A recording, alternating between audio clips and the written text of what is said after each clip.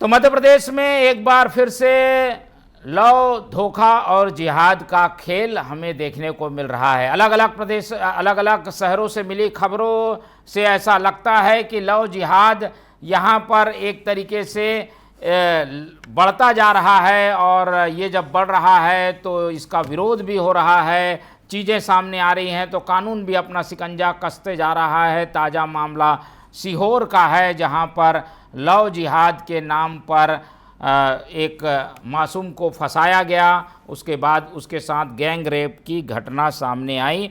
पीड़िता ने जब शिकायत की तो पुलिस ने इस मामले में कार्रवाई करते हुए आरोपी को पकड़ लिया है। लेकिन सबके लिए चिंता की बात ये कि लव, धोखा और जिहाद का ये खेल कहाँ तक पहुँचेगा। पुलिस इसमें लाचार सी हो जाती है, क्योंकि नाम बदलकर ऐसे लोग इस तरीके की घटनाओं को अंजाम देते हैं, प्यार में लोगों को फंसाने की कोशिश करते हैं, और उसके बाद परिणति यही होती है कि ऐसे मामलों में केवल लड़की एक चौराहे पर खड़ी नज़र आती है। ये मामला सीहोर का है, जहां पर पीड़िता ने बताया है कि जुबैर नाम के एक व्यक्ति ने दोस्ती के बहाने उससे प्यार किया, उसके बाद उसे धोखा दे दिया और बाद में अपने दोस्तों के साथ मिलकर गैंग रेप को भी अंजाम दिया। इस मामले में आरोपी को पकड़ा गया है, और ऐसी घटना इंदौर में भी हुई है, ऐसी घटना सीहोर में भी हुई है। तीनों घटनाओं को एक साथ हम लेने की कोशिश करेंगे, और सबसे पहले सुनते हैं इस पूरे मामले में पुलिस का क्या कहना है। और कहाँ गया? बच्ची ने हमें आके कंप्लेंट करी थी कि उसके साथ उसको जो बहका के उसको फुसलाकर उसको उसके साथ प्रेम प्रसंग स्टार्ट करके कुछ लोगों के द्वारा उसका धर्म परिवर्तन करने की कोशिश की गई है। उक्त प्रकरण में हमें संबंधित धाराएं जो भी बन रही है प्रकरण में, और धार्मिक स्वतंत्रता अधिनियम की धाराओं के अंतर्गत प्रकरण दर्ज किया है। प्रकरण में लिप्त तीनों आरोपियों की गिरफ्तारी की जा चुकी है। मामला मामला गंभीर प्रकृति का है। अभी प्रकरण विवेचना में है। कई और तथ्य हैं जिन पर जो है विवेचना जारी है। जो भी तथ्य आएंगे उस पर हम अग्रिम कार्रवाई जो भी बनेगी उसको विधि सम्मत तरीके से करेंगे।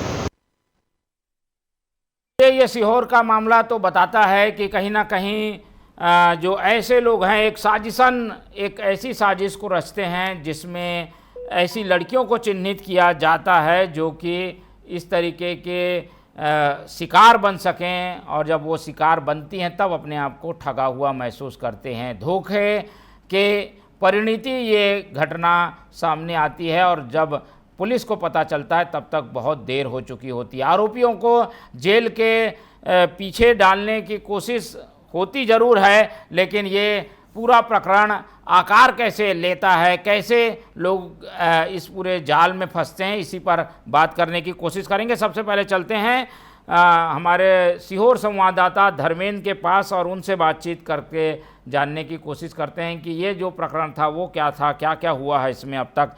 धर्मेंद्र, बताइए, ये सीहोर में लव जिहाद का जो प्रकरण सामने आया है, दरिंदगी की हद यहाँ आरोपियों ने पार कर दी है, गैंग रेप भी हुआ है।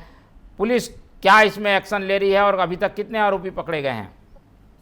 बिल्कुल, मैं बताना चाहूंगा अहमदपुर के बड़खेड़ा हसन का ये मामला है, जहां 19 वर्ष की जो एक छात्रा है, जो बीए की छात्रा है, उसके साथ में जुबैर और एक सोहेब नाम के जो है व्यक्तियों द्वारा एक फेक आईडी फेसबुक पर बनाई गई, और इसको जो है अपने प्रेम जाल में फंसाया, और इसके साथ में जो है रेप की घटना को अंजाम दिया। इस पूरे मामले के अंदर वहाँ की जो मस्जिद है उनके हाफिज भी इस पूरे मामले में इसमें शामिल है, और उस पर फिर कलमा पढ़ने का दबाव बनाया, धर्म परिवर्तन करने का दबाव बनाया।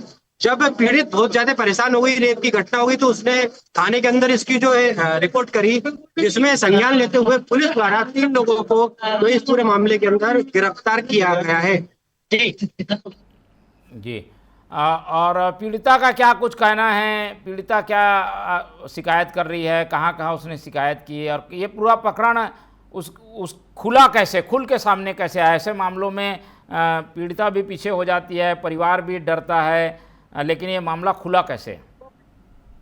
पीड़ित के ऊपर बार बार जब कलमा पढ़ने का दबाव बनाया गया, उसको धर्म परिवर्तन करने का जब दबाव बनाया गया, तो लड़की जो है बिल्कुल परेशान हो गई, और परेशान होने के बाद में फिर इसने जो है अपने माता पिता को इस पूरे मामले पे जानकारी दी।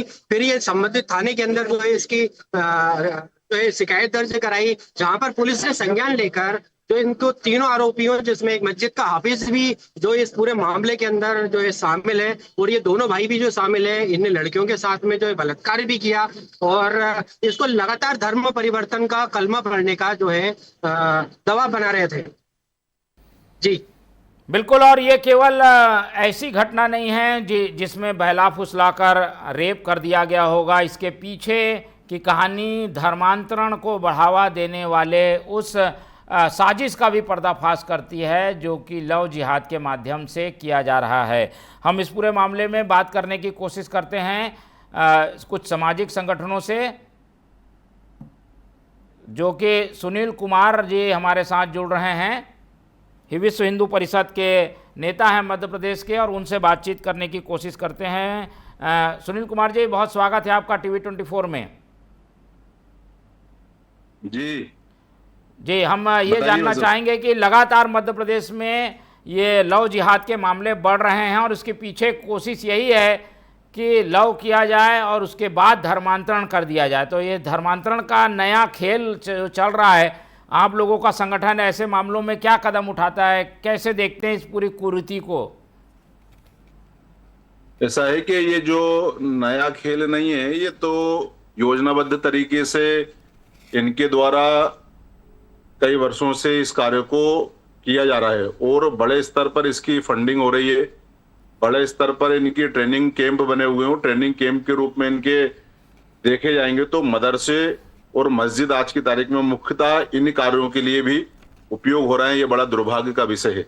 जहां पर इनको अच्छे संस्कार दिए जाने चाहिए, अच्छी शिक्षा दी जानी चाहिए, वहां शिक्षा और संस्कार के स्थान पर लव जिहाद, धर्मांतरण जैसी गतिविधियों के अगर कैंप बनेंगे, और जिसमें ये बड़ी घटना आपके सामने है दुर्भाग्यपूर्ण कि मदरस मस्जिद का आलिम जो वहां पर मुसलमान समाज के लोगों को शिक्षा देता है, वो कहीं ना कहीं इस धर्मांतरण की गतिविधि में लिप्त पाया गया।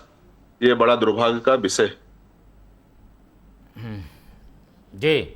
और ये सीहोर की घटना आप लोग के संज्ञान में आई है क्या? ये तो वहाँ पर प्यार किया, फिर गैंग रेप के वहाँ पर हुआ है, ये भी सामने आया। धर्मांतरण के लिए दबाव की बात भी सामने आई है। जी, ये जो सीहोर की घटना है, ये सीहोर मेरा गृह जिला भी है। और जब ये मालूम पड़ा हमको कि इस बरखड़ा बाजार बरखड़ा गांव में एक बालिका है और अच्छी शिक्षित बालिका है, बीए सेकंड ईयर में बालिका वर्तमान में पढ़ रही है। और जब हम लोगों ने वहां की स्थिति को देखा, समझा, संगठन के कार्यकर्ता वहां गए, तो लड़की को जो देखा और जब लड़की की स्थिति को देखा तो काफी डरी हुई थी लड़की, और इतनी भयभीत थी कि अगर वास्तव में संगठन के कार्यकर्ता वहां नहीं जाते तो शायद वो आज ये जीवन जी पाती या नहीं जी पाती, ये भी बड़े दुख के साथ कहना पड़ रहा है। लेकिन जब लड़की से सब विषयों पर हमने एक भाई के नाते चर्चा करी, बात करी, और उसको सब बताया कि बेटा चिंता मत करो, शासन प्रशासन सब जो तुम चाहती हो, जो तुम्हारे साथ न्याय होगा, अभी तक जो हुआ डरो मत, आपके माँ बाप के साथ कुछ नहीं होगा, आपके परिवार के साथ कुछ नहीं होगा, और जो आपके साथ घटना घटित हुई है वो आप पुलिस प्रशासन को बताओ, और उस पर अगर हुआ है तो 100% उस पर कार्रवाई भी होगी। तो उसमें जब लड़की को विश्वास हुआ कि हाँ सब मेरे साथ कुछ गलत नहीं होगा, मेरे परिवार के साथ कुछ गलत ये लोग नहीं करेंगे, ऐसा विश्वास जब हुआ तब उस लड़की ने स्वयं की इच्छा से पूरी जो सत्य घटना थी वो घटना को पुलिस को बताया, और पुलिस ने भी इस विषय को काफी गंभीरता से लिया। और मैं पुलिस प्रशासन का भी धन्यवाद करता हूं कि इस गंभीर विषय को गंभीरता से लेते हुए उन्होंने शीघ्रता से उन दुष्टों को, जिस प्रकार का उन्होंने कुकृत्य करा, उनको विभिन्न धाराओं में, दंडित धाराओं में अपराधी करा, और साथ ही उनको जेल भी भेजा गया है वर्तमान में। बिल्कुल। और मध्य प्रदेश में तो इसके लिए बाकायदा एक कानून भी है कि लव जिहाद एक्ट बनाया गया है, जिसमें मध्य प्रदेश धार्मिक स्वतंत्रता अधिनियम है ये। उस कानून के तहत भी कुछ कड़ाई हो रही है क्या? उस कानून को बना तो दिया गया है पर उसका कुछ पालन दिखता है क्या आपको? धार्मिक स्वतंत्रता अधिनियम जो 2021 है उसके अंतर्गत ही इसमें जो इसका आलिम था, जो हाफिज था मस्जिद का, वो जिस प्रकार के कृत्य कर रहा था, उस कृत्य में उस बालिका ने बताया कि मुझे बार बार कलमा पढ़वाने का उसने प्रयास करा, सिखाने का प्रयास करा, और यहाँ तक कि कहा कि अब तुम 18 वर्ष की हो गई और अब निकाह कर सकती हो, निकाह भी मैं ही करवाऊंगा, और निकाह जब ही होगा जब तुम उस धर्म की रीति नीति को छोड़कर हमारे मुसलमान धर्म के जो विषय हैं उनको जब आप तैयार करोगी। तो ये बड़ा, आप बड़े दुख के साथ कहना पड़ रहा है कि वो लड़की का इस प्रकार से माइंड वॉश करा गया था कि लगभग 2 साल से वो बालिका हिंदू धर्म की जो परंपराएं हैं, मान्यताएं हैं और जो संस्कार है उनको छोड़कर बैठी हुई थी, और वो बालिका मंदिर तक नहीं जा रही थी। हिंदू समाज के जो सांस्कृतिक कार्य होते हैं उसमें भी वो उसकी सहभागिता नहीं हो रही थी, और वो अंदर ही अंदर घुट रही थी और कहीं ना कहीं डरी हुई थी जिस प्रकार से उन्होंने माइंड वॉश करा था। और जब भी मैं गया तो लगभग मैं 1-1.5 घंटा उसके पास बैठा, अन्य कार्यकर्ता हमारे साथ में थे, तो वो शायद इस 1.5 घंटे के अंदर 1 घंटा, कम से कम 1.25 घंटा रोई होगी, मैं बता रहा हूँ आपको। और मैं तो ये चाहता हूँ सोशल मीडिया के माध्यम से भी, आप पत्रकार बंधु और न्यूज चैनलों के माध्यम से, कि इस प्रकार की ये पहली घटना मध्य प्रदेश के अंदर नहीं, देश के अंदर इस प्रकार के षड्यंत्र इन लोगों के चल रहे हैं। तो इसमें सबसे बड़ी बात तो ये है कि ये लोग जो ये षड्यंत्र चल रहा है इनके लिए तो विशेष प्रकार की इनकी तैयारियां हैं। और जहां तक कि हिंदू समाज के विशेष तौर से ब्राह्मण समाज हुआ, ब्राह्मण परिवार के बंधु हुई, बालक बालिका हुई, बालिकाएं हुई, अपना अग्रवाल समाज हुआ, जैन समाज हुआ, मतलब इन्होंने टारगेटेड कर रखा है कि विशेष तौर से किन समाज के लोगों को, बालिकाओं को चिन्हित करके इस पर कार्य करना है। तो मेरा तो इस चैनल के माध्यम से ये भी एक नैतिक जिम्मेदारी होती है कि हिंदू समाज के माता पिता भी इस विषय को गंभीरता से लें और अपनी बालिकाएं कहाँ पढ़ने जा रही हैं, कहाँ जा रही हैं, कौन के साथ जा रही हैं, कैसे जा रही हैं, वो मोबाइल में क्या उपयोग कर रही हैं, कितना शिक्षा के लिए मोबाइल की उपयोगिता है, इन सब पर अगर ध्यान रखेंगे तो शायद इस प्रकार की घटनाओं को हम थोड़ा सा कंट्रोल कर पाएंगे। बिल्कुल, बहुत धन्यवाद आपका सुनील जी हमारे साथ जुड़ने के लिए, और हम उम्मीद करते हैं कि ये जो कानून बना है इसका कड़ाई से पालन हो और लव जिहाद और धोखे के इस चक्कर में और कोई लड़की ना फंसे। और इसीलिए इस तरीके की खबरों को हम बार बार दिखा रहे हैं। सीहोर में भी घटना हुई, उज्जैन में भी घटना हुई, इंदौर में भी घटना हुई, और इन घटनाओं का पैटर्न एक ही है, और इसके पीछे का मकसद जो सामने आता है, समझ में आता है, वो यही कि धर्मांतरण किया जाए। सीधे तौर पर किसी धर्म विशेष, समुदाय विशेष से लोग नहीं जुड़ते, तो इस तरीके के पैटर्न के ज़रिए धर्मांतरण की कोशिश हो रही है, जिसे रोकने की ज़रूरत है। इस पूरी खबर के ज़रिए हम उम्मीद करेंगे कि कुछ लोग जागें, समझें और ऐसे लोगों को ख़ास तौर पर चिन्हित करें, या फिर लड़कियां भी ये इस बात को समझें कि वो इस तरीके के लव के चक्कर में अगर आ रही हैं तो पहले जांचें, समझें, परखें, उसके बाद आगे कदम उठाएं।